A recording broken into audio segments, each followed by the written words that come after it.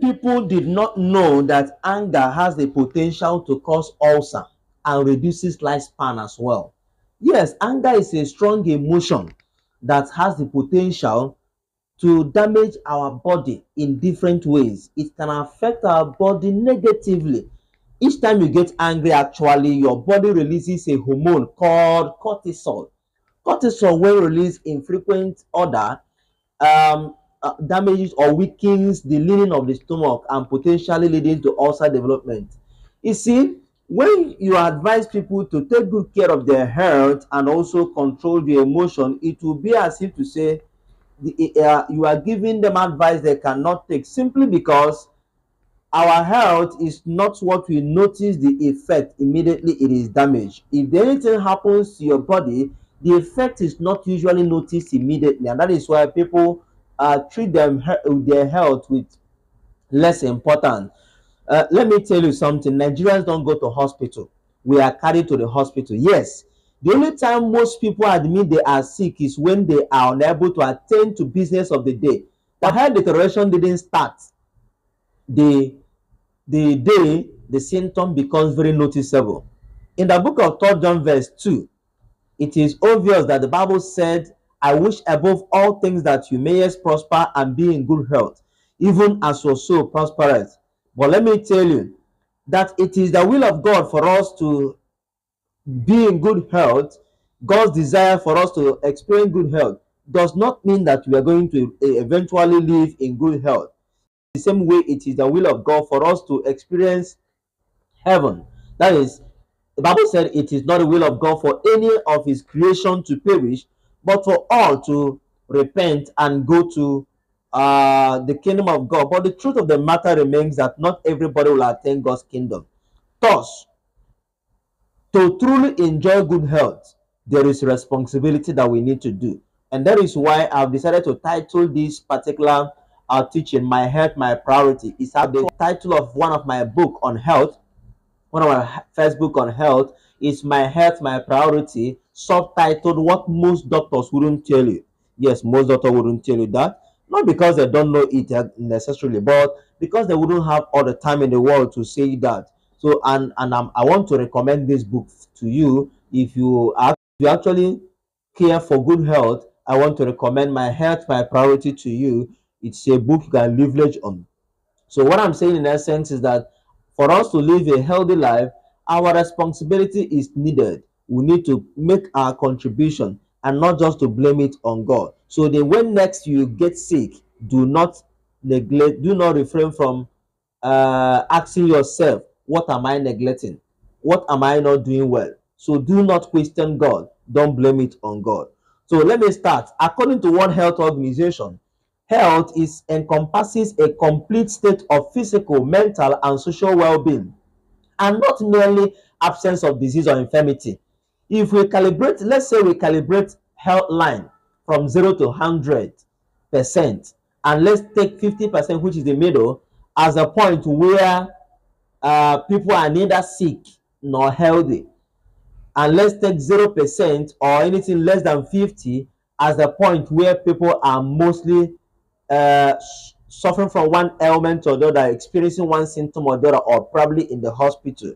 And let's take any point above 50, let's say 51 to 100, as a healthy point. That is to say, the one who is 100% healthy is not only that the person is not experiencing any symptom, but also the person do not have the tendency of going to hospital. Meaning to say, if natural catastrophes, if there's a natural thing that happens in society that is affecting the health of everybody, it will hit that same person, but can only bring him back to 50%. All right, but the one who is in the 50% level, when the same thing hit him, he will go to the hospital. He will be hospitalized. So, and most people are actually at the 50% level, okay, where there is no symptom. At 50%, there is no headache, no fever, no pain. You are not suffering from any physical thing or the other, but you are not actually healthy.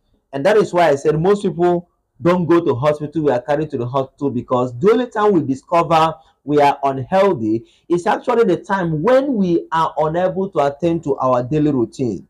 So our focus today is going to be on what are we supposed to do in order to elevate our health to 100% level. And I want you to stay with me. The first and foremost thing I think we should do in order to elevate our health from where we are to 100% level is actually to know our health status.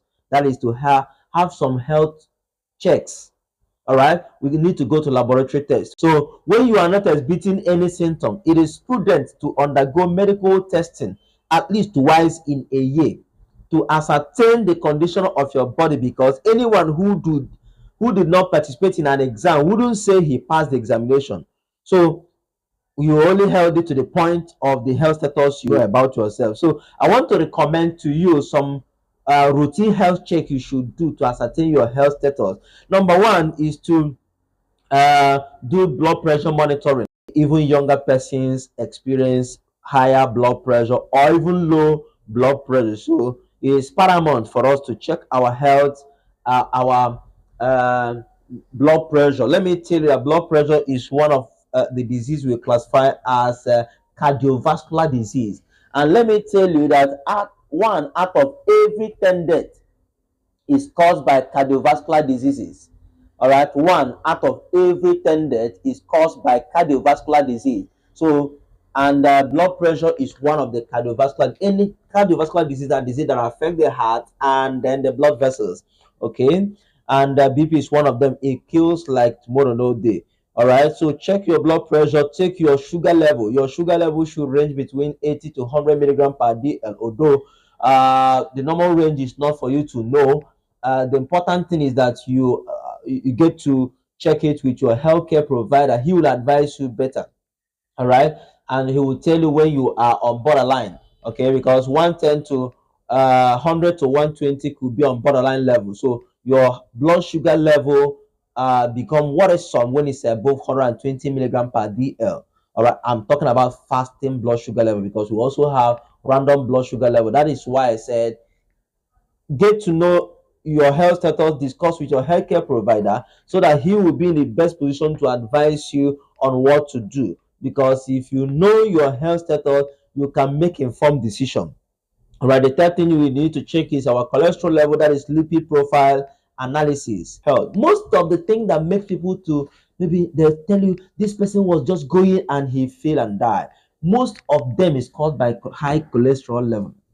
So when you check your cholesterol level and the thing have heights above 240, 220 milligram per DL, you need to watch what you are eating and you need to resume exercise. There are a number of things that you need to do to bring it down, and not necessarily taking of drugs. Okay, I usually advise people don't be quick to take drugs. All right, that has to do with blood pressure, cholesterol, and sugar level.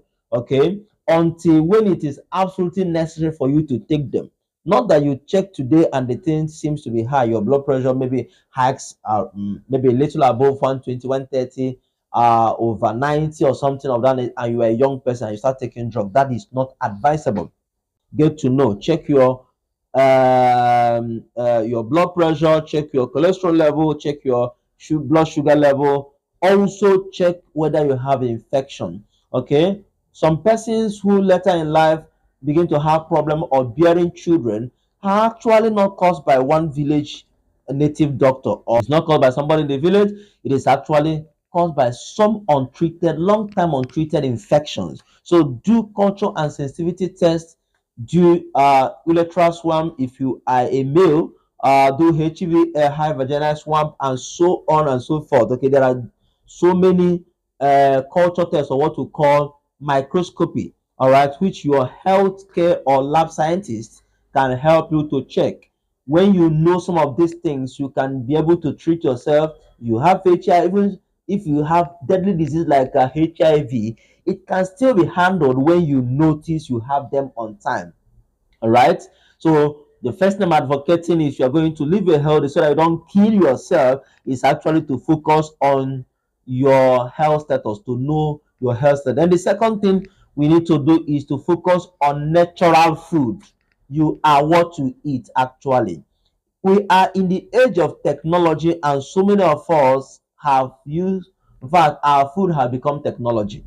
All right. from processed this, processed food to ready-made meal, canned juice, canned drinks, already made noodles, and all whatnot. All these already made food have their demerits, okay? But you will be better off if you measure on fruit, vegetable, nut, and other natural product. Okay, this product actually possesses inherent ability not only to maintain our health but also to counteract the adverse effect of harmful substances that we consume. Actually, when we consume too much on processed food, we are likely going to increase what we call free radicals in our body.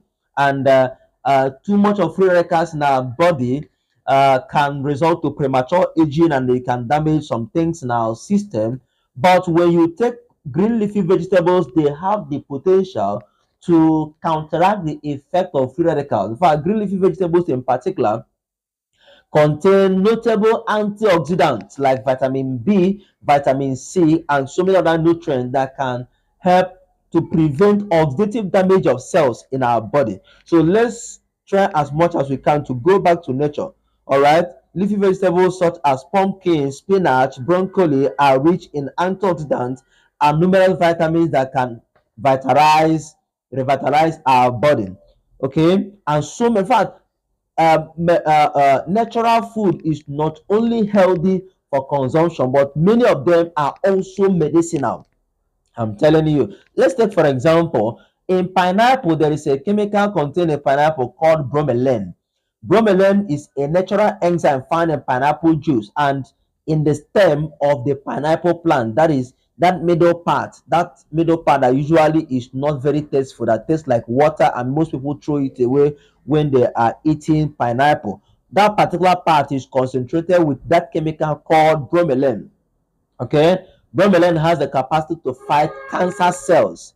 It also helps to break down proteins into smaller molecules, which can be easier for our body to absorb and digest. Fruits are packed with vitamins, actually. Vitamins, minerals, antioxidants, and fiber materials, making them essential for a good healthy diet.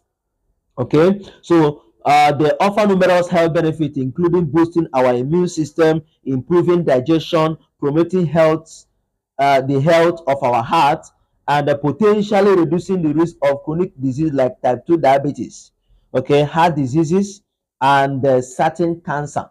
So I want to implore you that you take a number of fruits, a number of vegetables in your life as much as you can. But here are detailed look at the benefit of some fruit when we consume them. Number one, immune system support.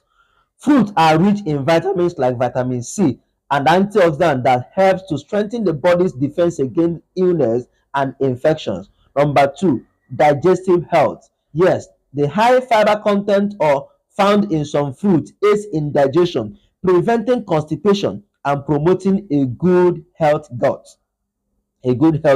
All right, so let's try as much as we can to eat fiber material that will give the gut muscle something to squeeze against. All right, so that you will not experience difficulty in passing out your stool, which is referred to as constipation. Number three, heart health. All right, many fruits are beneficial for cardiovascular health due to their potassium content, the fiber content, and the antioxidant content, which makes them a regular and good source of vitamins that can regulate blood pressure and cholesterol level. Number four, antioxidant power. Fruit contain various antioxidants that protect cells from damage that are caused by free radicals, and they potentially reduce the risk of chronic diseases. They are also energy boost. Fruits offer natural sugar that provide a sustained energy boost without crux associated with processed sugar and all of that. Number six, fruit also helps in weight management. Many fruits are many fruits are low in calories and high in fiber, which can help weight loss management by promoting feeling of fullness and aiding in healthy digestion. Number seven, skin and hair health. Okay, The vitamins and the antioxidants in fruit contribute to the healthy skin and also prevent hair loss. Do you understand me? So try as much as you can to incorporate good fruits. Okay, a number of fruit. Our time will not permit me to mention them one after another, but something like apple is rich in fiber and antioxidant, and they can help lower cholesterol. Berries are excellent sort of antioxidants and fiber with potential anti-inflammatory properties. So if you have inflammation in any part of your body, eating some berries can help you to reduce that. Citrus fruit like oranges or grapefruits are high in vitamin C, and they are beneficial for immune function and skin health. Bananas are rich in potassium. They are good for health. Okay, they are good for your heart. All right, and also gives energy. Avocado contain healthy fat and fiber materials. The fat that is found in avocado is a very healthy one, and they can help to increase your metabolism. All right, incorporating a variety of fruit into our diet is a delicious and effective way to boost our overall health and well-being. The third thing I think we should do is to engage in exercise, regular exercise. Exercise can improve cardiovascular health, strengthen muscles and bones, boost mood, enhance sleep quality, and reduce the risk of chronic diseases like type 2 diabetes and certain cancer. It also plays a role in weight management and can increase overall health level of our body. So exercise actually improve cardiovascular health. Exercise strengthens the heart and improve blood circulation. It reduces the risk of heart disease. It reduces the risk of stroke and other cardiovascular problems. Stronger muscles are also maintained during exercise. Stronger muscles and bone. Physical activities, especially weight bearing exercise, will help to build and maintain muscle mass and bone density, reducing the risk of osteoporosis. Okay, osteoporosis or fractures are a problem that has to do with bone when their bones are tiny. Okay, exercise enhances mood and the mental health. It releases a hormone called endorphins. Endorphins is a natural mood booster, and they can alleviate symptoms of depressions and anxiety. It also improves cognitive functions and may reduce the risk of dementia. Dementia are disease that is associated with a decrease in the way the brain process information, is associated with old age anyway. And it also improves health, better sleep quality. Regular physical exercise or physical activities can help individuals to fall asleep faster and sleep more soundly. It also helps in weight management, like I mentioned before. It also prevents the certain disease like type 2 diabetes,